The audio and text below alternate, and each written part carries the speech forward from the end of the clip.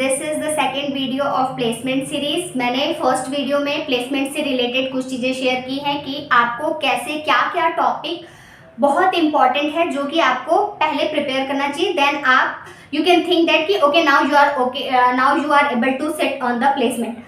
Okay, so in this video I will tell you about my personal experience. और मेरे साथ जो 10 student थे, हम लोग 11 स्टूडेंट की टीम थी जो एक साथ प्लेसमेंट में थे, और हमने एक गूगल लिंक बनाई हुई थी। हम उसमें अपने डेली के क्वेश्चन जो भी जिस भी कंपनी के इंटरव्यूज देता था तो वो क्वेश्चंस वहाँ पे शेयर करता था।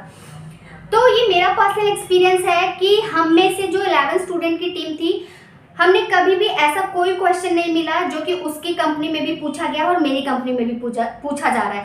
तो आपको ये चीज़ एकदम क्लियर करनी है अपने माइंड में कि अगर दूसरे की कंपनी में कोई क्वेश्चन पूछा गया है तो आपको ये नहीं सोचना है कि एग्जैक्टली वही क्वेश्चन आपके पास भी आएगा। हाँ, उससे मिलता जुलता क्वेश्चन आ सकता है, आपको वो कॉन्सेप्ट क्लियर होना चाहिए, बट ऐसा बिल्कुल नहीं है कि सेम क्वेश्चन आपको सेम क्वेश्चन आपको कब मिलेगा कि जब आप भी उसी कंपनी के लिए बैठ रहे हो। तो ऐसे में आपको क्या करना चाहिए कि जैसे आपका फर्स्ट राउंड क्लियर हुआ किसी भी कंपनी का, what we were doing, we all were doing the same thing, कि जैसे किसी एक कंपनी का पहला राउंड हमारा क्लियर हुआ तो हम लोग आपस में मसई में या फिर आपस में पूछते थे कि कोई ऐसा है जिसने जो इस कंपनी में अभी वर्क कर रहा है या फिर मतलब उसने इस कंपनी का इंटरव्यू दिया है। अगर आपको अपनी सराउंडिंग में कोई नहीं मिलता है तो आप लिंक्डइन पे अप्रोच करो, आप लिंक्डइन पे देखो कि उस कंपनी में कौन कौन वर्क करता है, उसका सेकंड राउंड कैसा हुआ था, वहां से पता करो।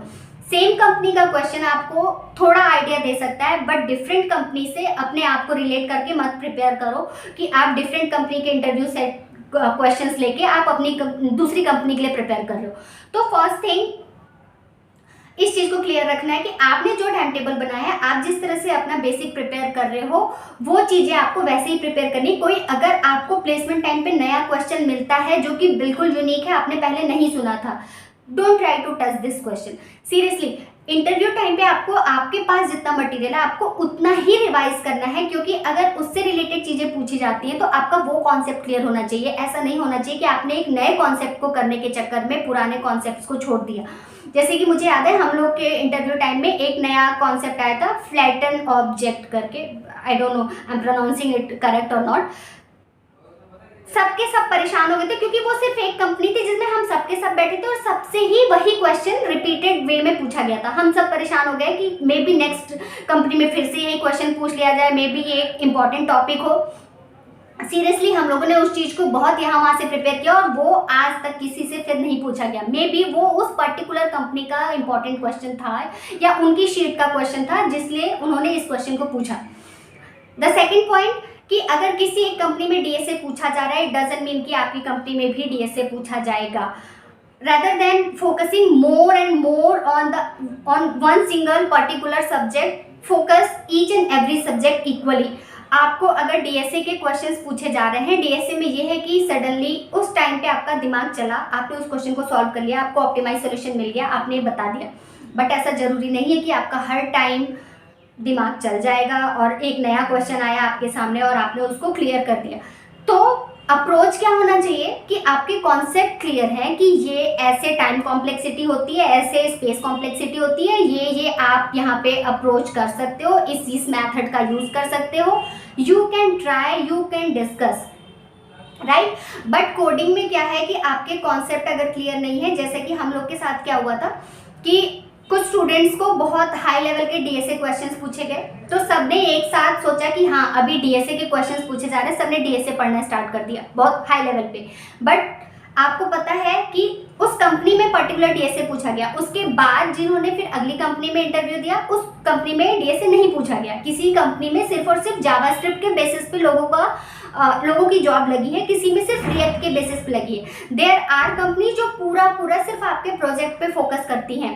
तो हम लोग 11 स्टूडेंट थे, मैंने जो पूरा 11 स्टूडेंट्स के साथ जो मेरा इंटरेक्शन हुआ उसके बाद ये कंक्लूजन निकला है कि हर किसी कंपनी की डिमांड अलग है, हर स्टूडेंट का इंटरव्यू प्रोसेस अलग है। अगर एक में आपने कोई एक क्वेश्चन देखा, इट डजंट मीन कि वो क्वेश्चन आपके उसमें भी आने वाला है। आपके पास टाइम है, आप उसको एक बार गो थ्रू कर लो, but don't take too much time to solve that particular question. बीच में हम लोग भी काफ़ी परेशान थे कि मतलब आप सामने कोई भी ऐप बनवाया जा रहा है, ऐसा सिर्फ और सिर्फ 11 स्टूडेंट्स में से एक स्टूडेंट था जिससे सामने टिक टैक टो बनवाया गया था। आई गेस बाकी हम में से 10 स्टूडेंट थे जिन्होंने इतने सारे 2-2, 3-3, 4-4 इंटरव्यू सबने दिए, बट किसी से फ्रंट में कोई भी ऐप नहीं बनवाया गया। So again it's depend on company कि उनको क्या चाहिए। अगर उनको बनवाना है तो वो बनवाएंगे, बट अगर आपको कोई एक टॉपिक क्लियर नहीं है तो आप उस पर पूरा टाइम मत वेस्ट करो, क्योंकि जो बेसिक चीज़ें हैं वो बेसिक बताना बहुत ज़रूरी है। अगर आपको बेसिक नहीं पता है तो that is not a good impression. अगर आपको कोई एक पर्टिकुलर क्वेश्चन नहीं पता है, दैट इज़ फाइन, क्योंकि वो ऐसा नहीं एक्सपेक्ट कर रहे कि आपको सब कुछ ही पता हो। लाइक बहुत से स्टूडेंट थे जिन्होंने बहुत अच्छे से रिएक्ट प्रिपेयर किया था, बहुत ज़्यादा रिएक्ट पे फोकस कर रहे थे, बट उनके इंटरव्यू में सिर्फ और सिर्फ जावास्क्रिप्ट पूछी गई। Even though there were few student जिनसे HTML CSS के बॉक्स बनवाए गए, क्योंकि इंटरव्यूअर सिर्फ आपको किस बेसिस पे जज कर रहा है ये आपको नहीं पता है। तो you should prepare with your all the basics. वो अगर क्लियर है तो उस टाइम पे अगर आपने बेसिक से रिलेट करके भी किसी नए क्वेश्चन को बताया, दैट इज़ ऑल्सो फाइन। तो मेरा पर्सनल एक्सपीरियंस यही है कि किसी एक कंपनी के इंटरव्यू क्वेश्चन सेट देख के आप अपने अपकमिंग इंटरव्यू सेट्स क्वेश्चंस के सेट्स मत प्रिपेयर कीजिए। आपने एक देख लिया, ठीक है, अपना आपने जो भी फ्लो, जो भी टाइम टेबल सेट किया हुआ है, आपको उसके बेसिस पे प्रिपेयर करना है, क्योंकि हर कंपनी के क्वेश्चन सेट अलग हैं, हर कंपनी की डिमांड अलग है। किसी में DSA पूछा जाएगा, किसी में नहीं पूछा जाएगा। It's not a hard and fast rule कि हर कंपनी में DSA पूछा ही जाएगा, जावास्क्रिप्ट पूछा ही जाएगा, रिएक्ट के क्वेश्चंस होंगे ही होंगे, आपसे कोई ना कोई ऐप सामने सामने बनवाया जाएगा, नहीं।